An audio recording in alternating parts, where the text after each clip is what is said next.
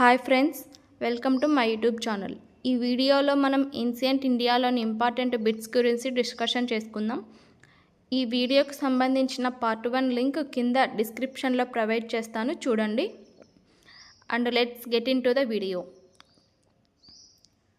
6th question, K3 రాగి నిక్షేపాలు ఏ రాష్ట్రంలో ఉన్నాయి? Options: A Madhya Pradesh, B Rajasthan, C Bihar, D Maharashtra. And the answer is B, Rajasthan.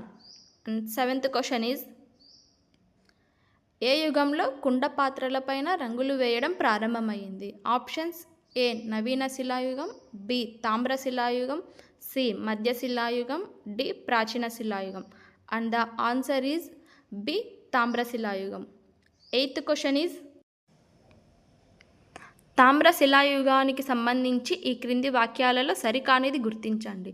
Options: ఏ ఈ కాలంలో నగర నిర్మాణం జరిగింది, బి ఈ కాలం నాటి ప్రజలకు లిపి తెలియదు, సి ఈ కాలంలోని ప్రజలకు పాల పదార్థాలు తయారు చేసుకోవడం తెలియదు, డి ఈ కాలంలో శిశు మరణాలు ఎక్కువగా జరిగేవి.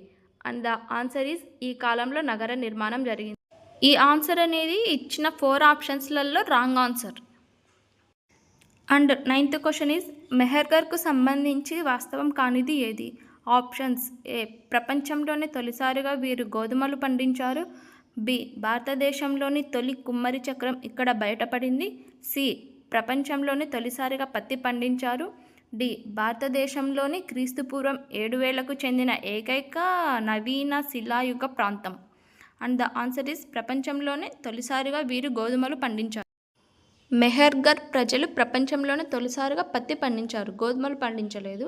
ఫస్ట్ గోధుమలు పండించింది ఈజిప్ట్, పాలస్తీనా ప్రాంతాలు. అండ్ 10th క్వశ్చన్ ఈజ్, భారతదేశంలో వ్రాయబడిన తొలి వ్యాకరణ గ్రంథం ఏది?